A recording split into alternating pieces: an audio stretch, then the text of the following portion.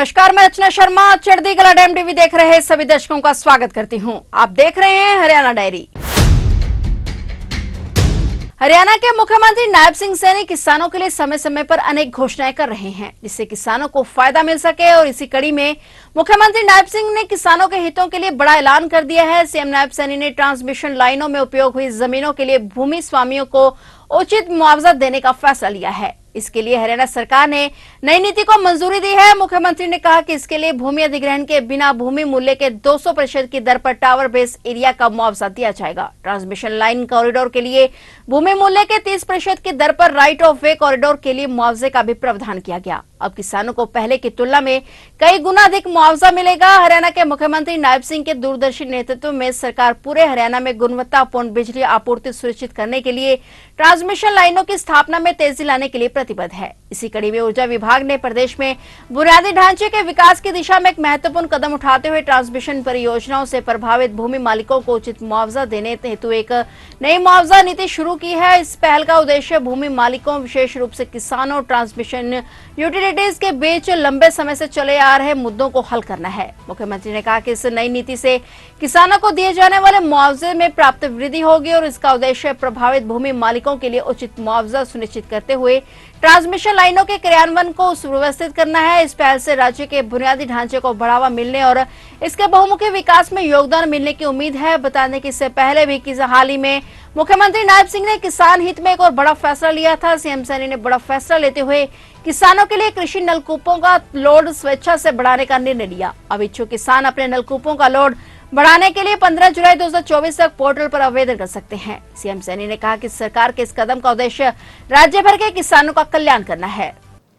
कि हमारे जो किसान हैं और वो बिजली का स्वैच्छिक लोड बढ़ाने की आवश्यकता समझते हैं, इसके लिए 15 दिन का समय हमने दिया है। 1 जुलाई से ये हमारे किसान वो अपना ट्यूबवेल का, एग्रीकल्चर ट्यूबवेल का वो स्वैच्छिक लोड बढ़ा सकते हैं।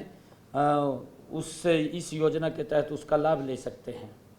और हमने ये भी निर्णय किया है, एग्रीकल्चर से ये संबंधित है कि 31 दिसंबर 2023 तक जिन भी किसान भाइयों ने कनेक्शन के लिए आवेदन किया है, जो आवेदन दे चुके हैं, उनके लिए भी पोर्टल खोला जाएगा, उन कनेक्शनों को भी दिया जाएगा। उसके लिए भी आगे बढ़ाने का ये निर्णय लिया है। और एक और समस्या थी किसान को, ये समस्या थी कि ट्यूबवेल फेल हो जाता था। जब वो ट्यूबवेल दूसरे स्थान के ऊपर लगाता था, उन्हें 50 मीटर पे लगाना है या 100 मीटर पे लगाना है, तो उसको सोलर पंप की शर्तें पूरी करनी पड़ती थी। जिस भी किसान का ट्यूबवेल फेल हो गया है और उसने दूसरा 50 मीटर पे दूसरा ट्यूबवेल लगाना है, उसके ऊपर कोई शर्त लागू नहीं होगी, वो कनेक्शन उसको मिल जाएगा। हरियाणा सरकार द्वारा हरियाणा शहरी विकास प्राधिकरण के आवंटियों को जल्द ही करोड़ों रुपए का तोहफा मिलने जा रहा है। मुख्यमंत्री नायब सिंह ने प्लाटों के एनहांसमेंट के लंबित मामलों के निपटान हेतु विवादों का समाधान योजना के तहत अधिकारियों को एक नीति तैयार करने के निर्देश दिए हैं। इस योजना के तहत एनहांसमेंट की बकाया राशि को एक मुश्त जमा करने से लगभग 4400 से अधिक प्लाट मालिकों को 2015 से 2019 के बीच लंबित एनहांसमेंट मामलों का समाधान करते हुए उन्हें ब्याज में भी बड़ी राहत मिलेगी। मुख्यमंत्री नायब सिंह ने चंडीगढ़ में हरियाणा शहरी विकास प्राधिकरण की समीक्षा बैठक की अध्यक्षता करते हुए कहा कि सरकार का मुख्य ध्येय लोगों को राहत पहुंचाना है, इसलिए एक प्रभाव नीति तैयार करके एनहांसमेंट के लंबित मामलों को सुव्यवस्थित तरीके से जल्द निपटाया जाए। उन्होंने निर्देश देते हुए कहा कि हाउसिंग फॉर ऑल विभाग द्वारा क्रियान्वित किए जा रही हाउसिंग योजनाओं के तहत भी इस प्रकार के विवादों का जल्द समाधान सुनिश्चित किया जाए।